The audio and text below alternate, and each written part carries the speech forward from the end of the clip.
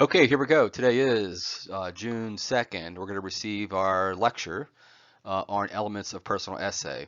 So as you know, your first essay within this class is the personal essay.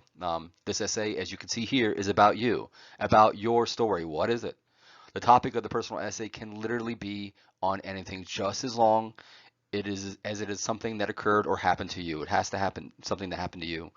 So for example, if you were to write a personal essay on an influential relative, say a grandmother, it would not be enough to just write about her personality, the way she conducted herself, the things she liked or disliked, or present tense likes and dislikes. The personal essay asks that you instead structure the essay around how your grandmother influenced you, always bringing it back to you, how she affected your life and your experiences. It cannot just be about her. Okay, on that note, please avoid writing a personal essay about your grandmother.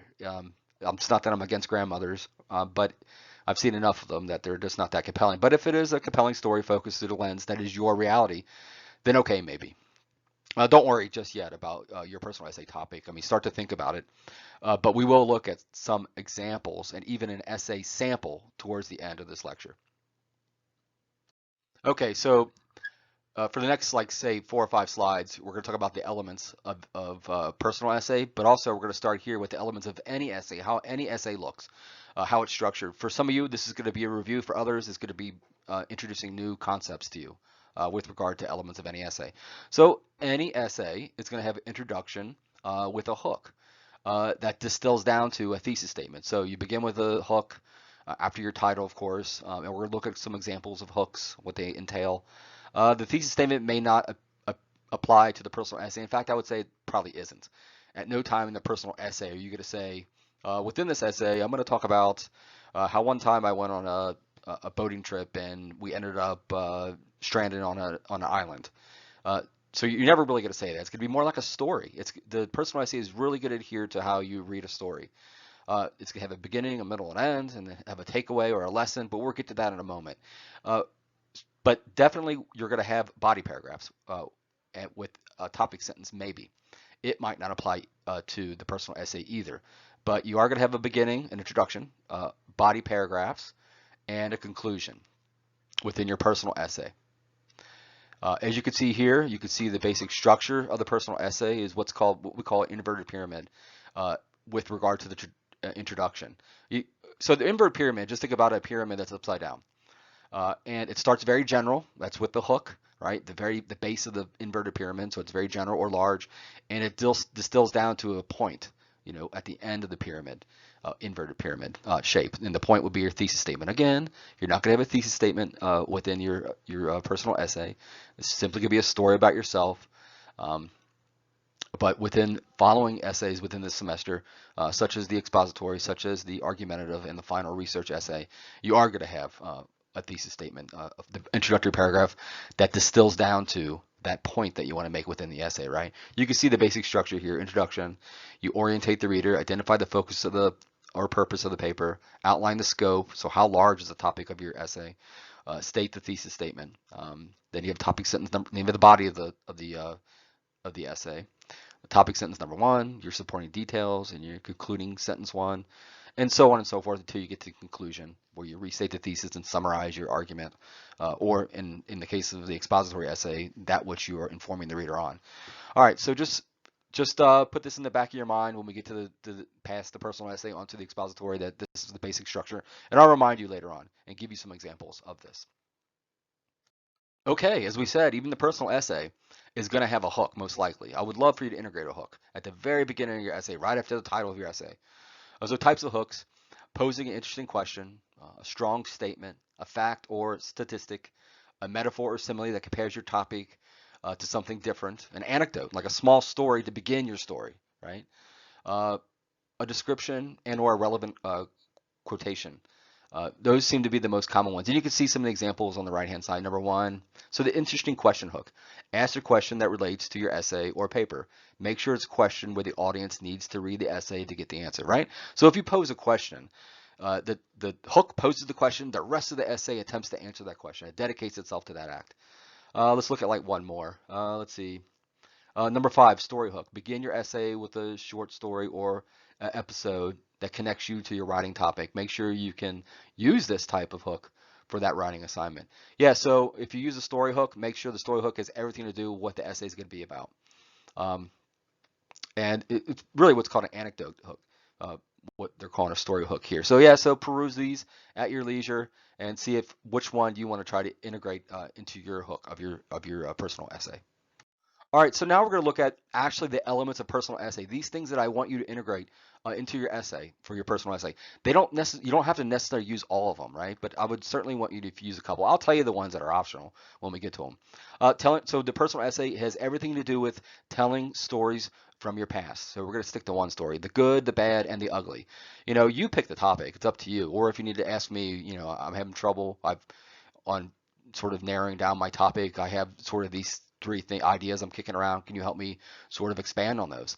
Yes, I can. You could email me, or you can, when we post them into Blackboard to give commentary on them, individuals could say, well, you look like you're going in an okay direction, but you might want to tweak your personal essay by going in this direction. Explore that. That seems more interesting, they might say. Or I might say the same thing within Blackboard when I comment on your rough draft that you have to turn in tomorrow. So tell a story from your past. Don't be afraid that it's either a good story, a bad story, an ugly story. I've heard a plethora of topics that were sad, which is really cathartic. It's almost like therapy for these individuals that read their stories when it's sad. But some are celebrating as well. The one we look at today is a very personal one about a situation that happened to a student in her past. Very good essay um, with regard to personal essay. And and I think there's some good parts in it and there's some bad parts in it. So I think this individual that wrote the essay, it's a woman. She balances out those two things, but they don't have to necessarily be balanced out. You choose the topic. You choose how you want to frame it. Is it going to be good? Is it going to be bad? Is it gonna be ugly? Just make sure it's from your past. So and because it's from your past, the verbs of your essay are going to be in the past tense. Uh, so then it's also going to be in the first person point of view. I, we, us, our, ours, me, mine, and you might use third person as well. He, she, they, them, it is, her. Certainly you would use both of those. So you're going to be telling and showing. So we talk about in creative writing, and this really is sort of a venture into the realm of creative writing, this personal essay. We talk about balancing telling and showing. You show and you tell. You have to tell, but we don't strictly want you to tell within the essay, right? We want you to give us some images by showing, and you use metaphor and simile. And those coupled together equal imagery. We want imagery, what we call imagery within the creative writing world, within the essay. And this is going to be abundantly clear once we get to the essay sample that the individual wrote later on at the end of this PowerPoint. So torquing language, we're going to look at examples of that. I'll parse that from the text. So it's not enough just to say, we want to really challenge the language within our essays, all essays moving forward, but especially this personal essay. So if you were to say you were talking about you were running, I was running down the street, or I ran down the street, right? So torquing the language there, torquing the verb instead of ran, you might say I dashed down the street. And you might say, well, that's not good enough. And this all takes place within the revision process when you go back to revise, right? You might say, well, what about, dash is a stronger verb than run, yes, but how about I darted? I darted down the street, right? See how the language is stronger? We torqued it, we twisted it till we got the best result, the strongest verb. So think about that. Also, you might integrate dialogue. You don't have to. It's a personal essay. It's a story from your past. There's characters within your personal essay because these are people from your past. These people talk. So you might want to integrate some dialogue until we can hear them talking. It really brings us to the present of an event that happened in the past when we use dialogue, because we can hear those individuals and start to understand their personality through characterization, through their dialogue. How do they talk, right? Their speech pattern allows us to understand their character. What's called characterization. Avoid cliche statements or images. So avoid things that are old sounding, comparisons that are just hackneyed or what we call trite or old or cliche. I was as happy as a clam. That would be a cliche simile, right? So you would try to come up with something that challenges that statement. So think about it was raining cats and dogs, right? That's a very cliche statement. It's old, it's hackneyed. It's been used so many times. So one might rearrange that in such a way and recast that image in such a way that it's evocative and interesting, right? So instead of it's raining cats and dogs, you could say it's raining canines and felines, right? It's building on the same old one, but it's new and fresh. It's bringing something new to the table. So like any story, your personal essay as a story about your past, something that happened to you in the past, good, bad, or ugly, it's going to have rising action with conflict. You're going to reach a climax of that conflict. and that's going to lead to falling action or a resolution. And we're going to see a perfect example today in the essay we're going to look at. At the end of your essay, just like I want you to integrate a hook at the beginning of your essay, your personal essay, I want you to integrate a life lesson. You know, these various things happened to me, or this one thing happened to me, right? This rising action, this conflict, this resolution, and this is what I learned from it. There was this moral takeaway, an epiphany, a moment of clarity. Those all are sort of synonymous things that I mentioned in the very last bulletized point here. The life lesson. All right, also, in order to create fresh writing, you might want to think about to try to take what would otherwise be an abstraction. And when you think of abstraction, just think of any emotion or idea that can mean a different thing from one individual to the next, and tempering it with something that's a concrete. Usually the image. All images are typically concrete. We all can look at an image and pretty much derive the same meaning from it. But when you use words from emotion, it's hard to understand exactly because it's so subjective. So for instance, we use the word love. Love means something different to everybody, right? So the example I gave here, we were in love. It's straightforward but abstract statement that doesn't convey much, right? Because love, we don't know what love is, right? We can use an image to show what love is, you know. So to revise it, I'm going to try to incorporate an image to make it more clear. We loved each other so much, it was as if we were squeezing all the blood and being out of our hearts. Okay, so it's a little, we can derive a little more meaning out of that. We're getting the actual action of squeezing. We could see blood, you know, we could see something being squeezed. And of course, we know what a heart is, what it stands for, the symbol, how symbolic heart is of love, right? Uh, in this day and age. So just think about taking abstractions and then tempering it with an image to make it more concrete so we understand what's going on. And it's more evocative type of writing too. This is especially important for your personal essay, not necessarily when we get to later essays, but definitely for the personal essay, you'd want to do these things. All right, I covered this in the first lecture I gave today. Maybe you're doing them in different order, I don't know. But the first lecture I uploaded today, you're supposed to listen to, and you have time to listen to that one. This personal essay lecture you have to listen to before tomorrow, right? But the other one you can wait till this weekend to listen to. It's long. I think it's like 38 minutes long. And what it really, the MLA formatting lecture that I gave, that I'm talking about, it really just distills down to these concepts within your paper. So top left, your name, enter. My name, enter. Hitting enter right on your keyboard. English 252, hit enter. The date is in a very specific format, the day, month, year format, as you can see here, 2 June 2020, no parentheses. That's just me putting it to the side so you know it's not what it looks like. On the top right hand side, we're going to see an example of all this later on in this lecture. Your last name followed by a space and a page number. So it will look like last name. So if your last name is Jones, Jones space page 1. And then page 2 will have Jones space page 2 on the top right hand corner. Make sure the page numbers they build, and it just doesn't say page 1 on every page, right? Center the title of your essay, no bold or underline or italicize or quotation mark around your essay's title. Make sure you do a title of your essay too that has meaning, not just throw anything in there. Be methodical about what you title your essay, your personal essay. Now, I would say that moving forward for any of your essays, make the title have something to do with the content or the story of your essay. In this case, story for the personal essay. Hit enter after the title and then start introductory paragraph. Note each paragraph begins with an indentation. Every paragraph you have to indent, right?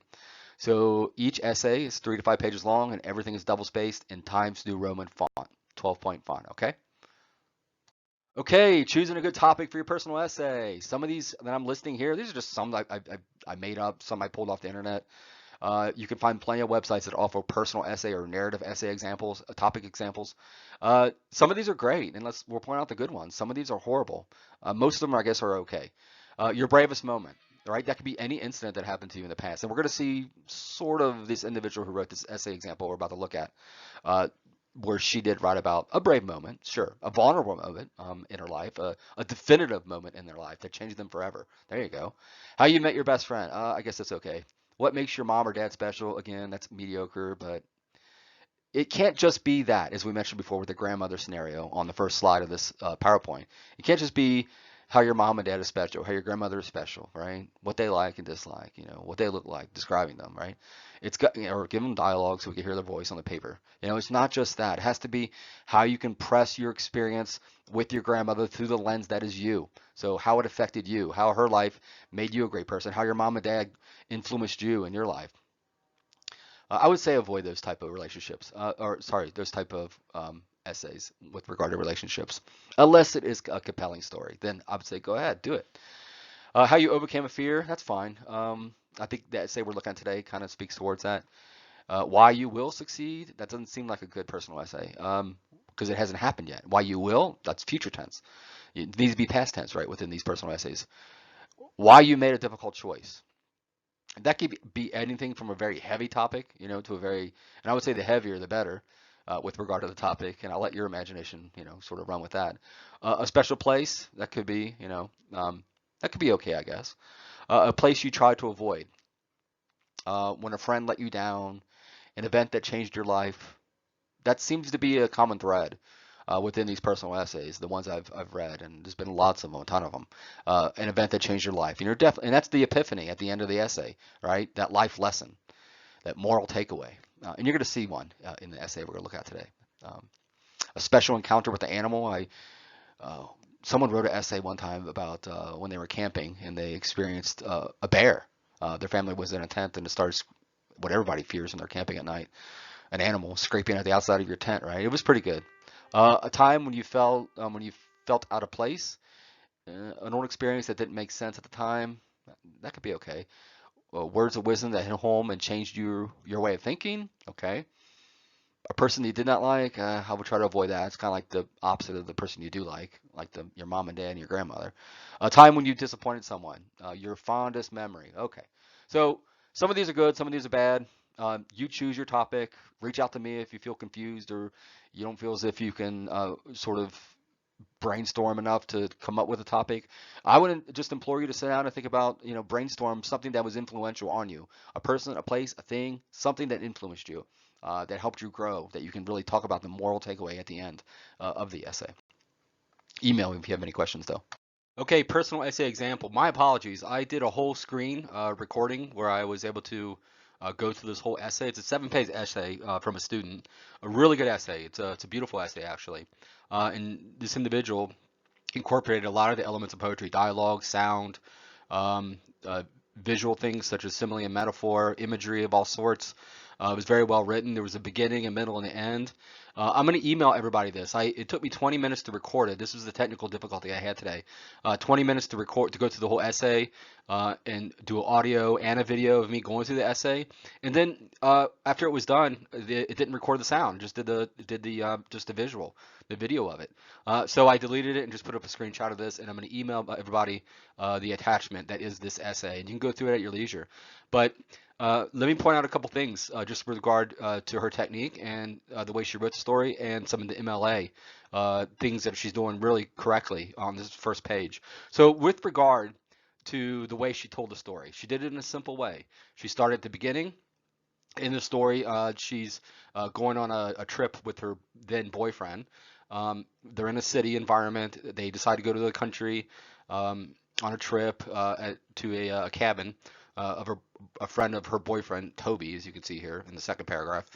And disaster happens. They go out hunting for clams on this in this area near the water. The ocean moves, or the tide moves in, and then they're trapped and they're stranded on this island at dark. They have no idea when the tide's going to go out. Just when we think things are going to get worse, they don't. They are discovered by an old man in a boat. He picks them up. He speaks French, doesn't speak English. They can't communicate with him, but he knows that they're in trouble. They make it to shore, and she figures out that this is the moral takeaway that I spoke about, right? In the elements of poetry. Sorry, elements of personal essay. The idea that I want your essay to end with a moral takeaway, right? And she does that well. She realizes that this guy's an idiot. He got them in this situation, this predicament, and she doesn't want to have him in her future. Is her moral takeaway. They should learn. This is what she learned from the situation. So I'll email it to everybody. Please take a close look at it, at least at the beginning where we get the hook, right? We spoke about hooks and how effective they can be. Of all the times I could have died, that one was my favorite. Wow, what does that even mean? That one, it must be something horrible that happened to you, but you made it out of it. So it's a great hook. It really it compels the reader to read on. With regard to MLA, you can see in the top left-hand corner, we get the student's name, full name. That's perfect. My name, great. The class, perfect. English 252. And then the date in this format. The day in numeric form. The month spelled out for us. June is going to be completely spelled out. And then the year, the full year for us would be 2020, of course. Then they hit enter once, and then we get the title, centered title of their essay, which has nothing done to it. It's not italicized, it's not underlined, it's not emboldened, it's not quotation marked, it's just the plain title of their essay. And then on the top right hand corner, you get the student's last name and then the page number. Make sure it's a space between the two. Let me know if you guys have any difficulty or questions on how to embed your last name and the page number so it advances on each page with the number. Okay, so I'll email you guys this essay. You can take a look at it at your leisure. I think it's a great example. Once you read it, you're going to realize, wow, this is like a novel. It's well written, like for a professional writer. A couple notes on that. Don't hold yourself to the same example. Try the best as you can, obviously, with the personal essay when you craft it. But it's really hard to write the way this individual wrote. She was a non-traditional student, so she was older.